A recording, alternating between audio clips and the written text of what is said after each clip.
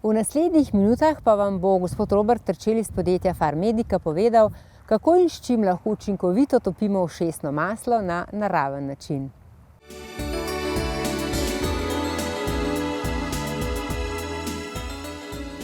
Ja, pozdravljeni, da bi se dobro slišali, se moramo seveda najprej prisluhniti, imeti pa moramo tudi čista ušesa. In tako so nam že včasih mame rekle, če nismo dobro slišali ali pa ubogali, a sediš na ušesih, da si očisti ušesa. To vse logično da dela, ker seveda sluh je zelo pomemben in če seveda je oviran zaradi nečistoč v sluhovodu, slabše slišimo.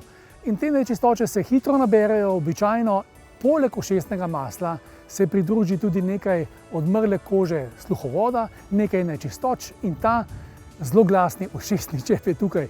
In če medtem se tuširamo, kopamo ali karkoli, tak ušesni čep, ki se po naravni poti nabira v ušesu, nabrekne, oteži sluh in na drugi strani lahko tudi pritiska proti bobniču, kar je precej neprijetno.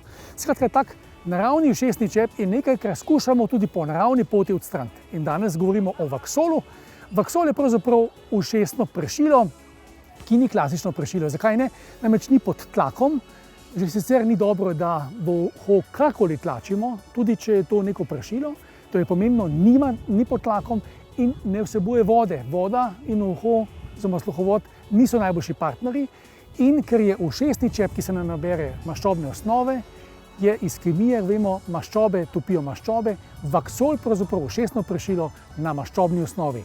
S tem, ko ga upihnemo v uho, dejansko počasi raztopimo ta ušesni čep, ki po naravni poti pravzaprav izgine, oziroma ga lahko lepo odstranimo in na ta način dosežemo ponovno tisto čisto uho oziroma sluhovod, kot si ga želimo.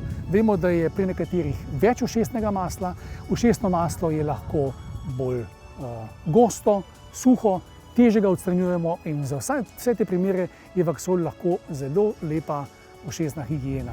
Pri nekaterih se pojavlja tudi neprijetni ušesni prehlaj, ko pogledamo iz strani, včasih vidimo pri kom, da ima kožo, ki se nabira v teh dlačicah, ne izgleda najbolje.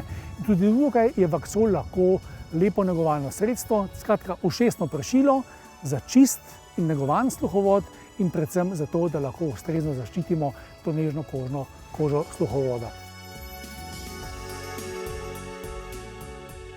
Uporaba vaksola je sila enostavna, skratka, ko upravljamo osebno higieno v jutranjih urah, lahko v vsako uho po potrebi upihnemo 1 ali 2 upiha vaksola in na ta način dosežemo, da se na ta naravni način otopi to suho ušesno maslo oziroma napravni ušesni čep in ponovno slišimo dobro.